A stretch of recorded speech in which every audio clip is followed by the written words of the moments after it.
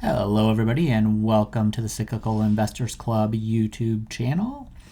In this video we are going to take a look at, and I'm going to almost certainly pronounce this wrong, ALIMENTATION COUCHE TARD, which is a Canadian company, and I'm going to be looking at this in Canadian dollars because I track it in Canadian dollars. I'm not even sure if they have an ADR or not, or you just have to go through the Toronto Exchange to get it.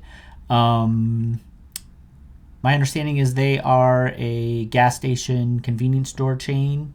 So I'm not sure if they're, I want to say Circle K might be one of their things, but they're all kind of similar. You think like around here, like Casey's, which is a publicly traded stock, would be similar. Based out of Canada. And so this one came in by request. If you have a request, I'm going to make an exception for this one because it's kind of like a plain vanilla analysis. Usually I only post the free videos for the S&P 500 stocks. But this one's pretty straightforward, and I don't think there's anything like super special about it. So, and it's a large cap stock. So I'm just going to post this one for free and give everybody a little bit of a bonus one here. But normally if you request a stock that's not in the S&P 500, I post that over on Patreon.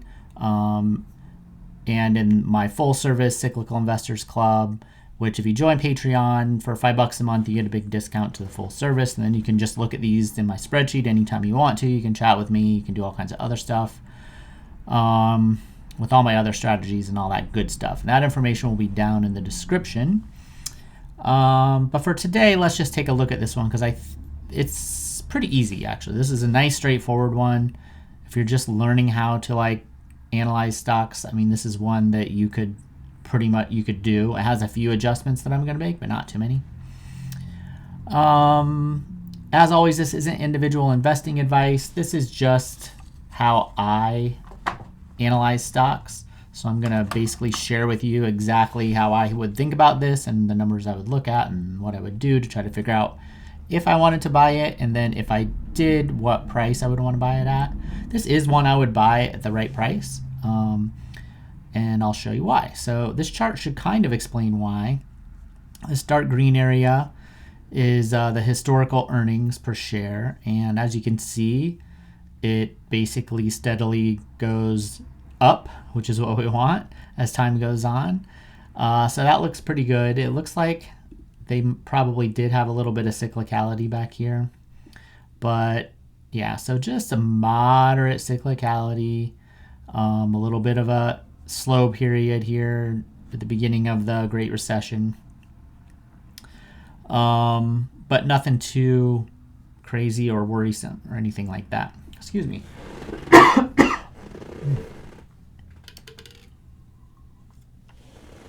So, cyclicality looks good, and that means that it's okay to use historical earnings trends to kind of help guide the future.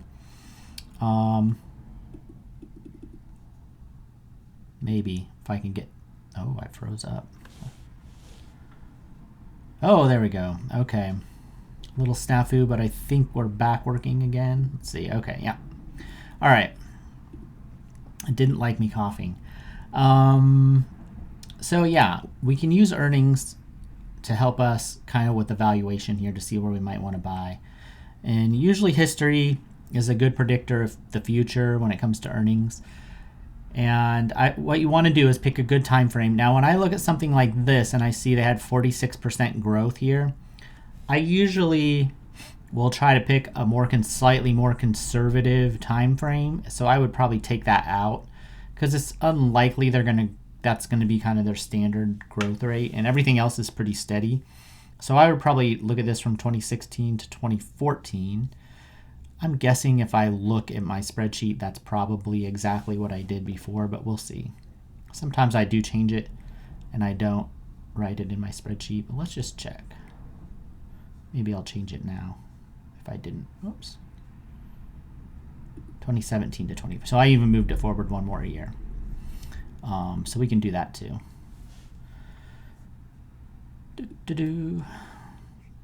which this 2017 is actually going into 2016. So this is the time frame that I chose. Probably wouldn't be much different if you did 2016, but this one would be a little bit more conservative, a little bit more up to date.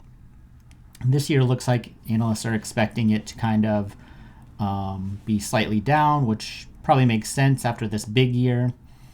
But generally, I mean, this is pretty straightforward here, at least historically.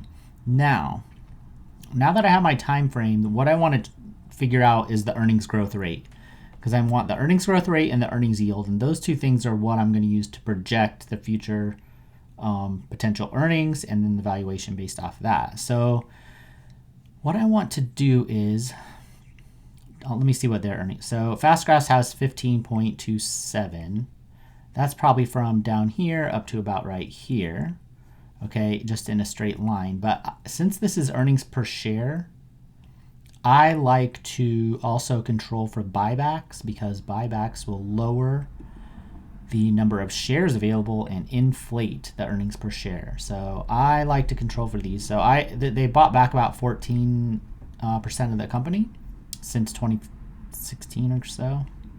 That might not even go back that far. So I control for that. And then when I do that, I don't think they've had any down years. This year might be down, but not very much. I get a 12.3% earnings growth rate. So that kind of makes sense. If the straight numbers are 15% and I'm being a little more conservative, then 12% sounds about right to me. Let me see if I have the most up-to-date. Yeah, I'm actually a little more conservative on the earnings too. So I have, well, we can do this actually. So I just did this like 2 weeks ago. I think I updated this one. So, and now this might also fluctuate with currency as well. But now we're looking at 421. So maybe they reported or something. So let's put 421 in. And we can just do this in real time here. So this is what the earnings are expected to be this year. Let me see if I have a recession PE on this real quick. Okay, I do. And then let me see if the peak are still the same. Yep. So I based the recession PE on the peak, which this is still lower. So this all makes sense. All right. So they must have improved expectations a little bit if they reported recently. Let's see here. So I have my earnings growth rate. Next, I want the earnings yield. And the earnings yield is the inverse of the PE ratio. And so the PE ratio is right here. Okay. Let's see what Fastgrass has for theirs. So they have a blended PE of about 17. I am taking into account, they do have a little bit of debt here, so I take that into account as well for my PE, so it should be a little higher, which it is just slightly higher. That works out to an earnings yield of 4.65%. So the way I like to think about this is, if I bought the whole business for $100, it would pay me back $4.65 the first year, and that would be growing at that 12% rate. Okay, so I usually pull the first year forward, so I would get $5.23 on my $100 the first year, and then that grows at 12%. The $105 does not grow at 12%. Just the it starts at $4.65. Just that grows at 12% each year. And what I want to know is how much I would have after 10 years, which is almost double, right? 193. And then I basically just convert that to a CAGR. So you start with 100, you end with 193 after 10 years. What does that work out to? That's like a 6.8% CAGR. In today's market, that's pretty good compared to most of the high quality stocks in the market. If this is below 5%, that's usually a sell for me. If it's above 8%, that's usually a buy. And this is right in the middle. So I would call this fairly valued on an absolute basis. if the history continues, and probably a little undervalued relative to the rest of the market, like the S&P 500 right now.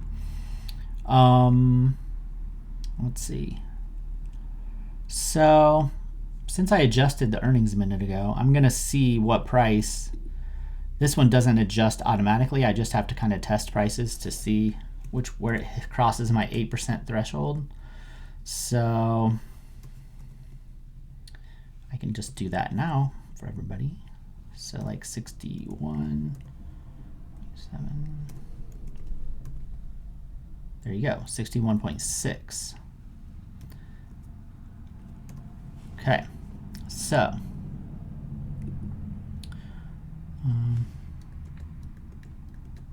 just a second here.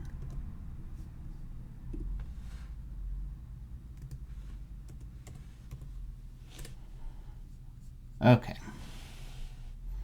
Are we back? We are back to normal. Okay, so 61.6, this would be the normal buy price if we didn't have to consider a recession, all right? And it's pretty close to that, but it's within like 20%, right? So if it fell a little bit.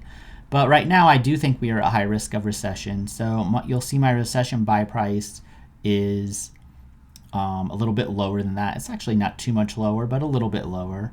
And you can see my note here says that I'm basing that on 2008. So the way I calculate this is I go back in time to 2008. I take the low price of $1.72. I'm going to need to back up more for these guys, I think. Yeah. The peak earnings going into the recession, which was 18 cents. I create a PE out of that, which looks like it's going to be about 9. Just eyeballing it. Might be wrong here. So yeah, 9.56. And then so that's a really pessimistic, that goes back to 2008 and says kind of what's the most pessimistic valuation you could see using peak earnings. And that was 9.56 back in 2008. And then I say, okay, how close would I be willing to get to that before I buy? Because we're not trying to like exactly pick the bottom. We're just trying to get the best valuation we can. If we know we're kind of in a recession situation, or we think we might be just starting to go in one, and that will keep us from buying too soon during the top. So if we go back here, let's go back to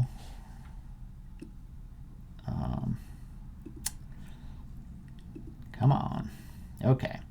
So if we go back to where we are now, we can see earnings are just starting to fall. Well, when they're just peaking out, that recession PE is more conservative than the other valuation. But the normal valuation will get lower and lower if this earnings expectation, or maybe next year, if they start coming down and they're lower and they're looking negative, that will lower the buy price because of the way that I calculate it based on the current earnings yield. If the earnings fall, the earnings yield is worse.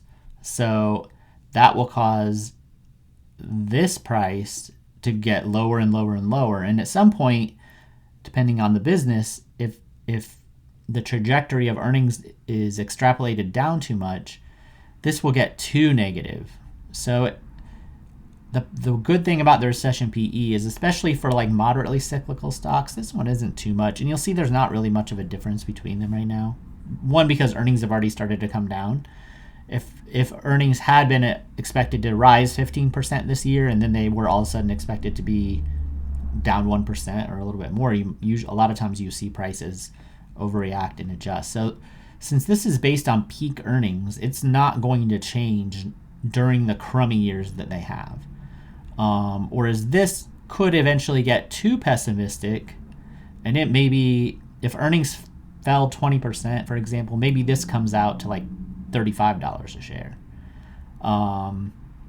And that would be too low, and you might miss out on it if you're just looking at those near-term earnings trends. And so even though this starts off more conservative at the beginning, it never really gets more conservative than that. It stays a lot more stable. And so even if everything kind of gets really crummy for a year, then you can still come in and it just gives you a better opportunity to still buy at a good price.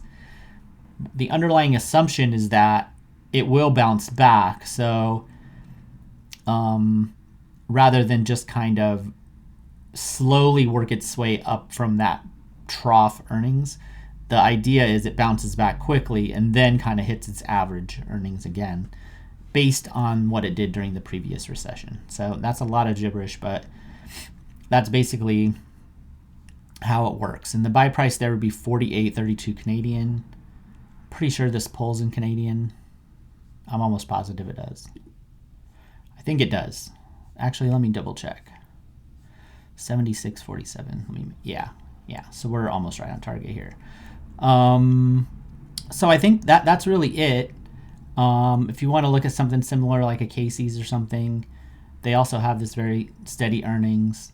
The market hasn't really taken this decline too seriously, so nobody's too worried yet. It's not getting super cheap. As we've seen with a lot of stocks, that can change. It did fall. Let's see. It fell 30% during COVID. I mean, that's not a ton, honestly. So, I don't know.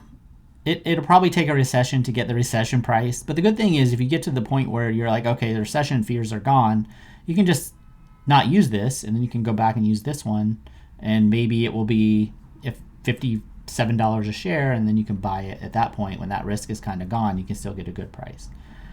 All right, that's it. If you have any other videos that you would like me to take or any stocks you would like me to analyze with a video, just drop those in the comment section. And like I said, usually it's just the S&P 500 stocks that I post on the free channel, but I'm going to make an exception for this one today because it was pretty straightforward. And I will see everybody later.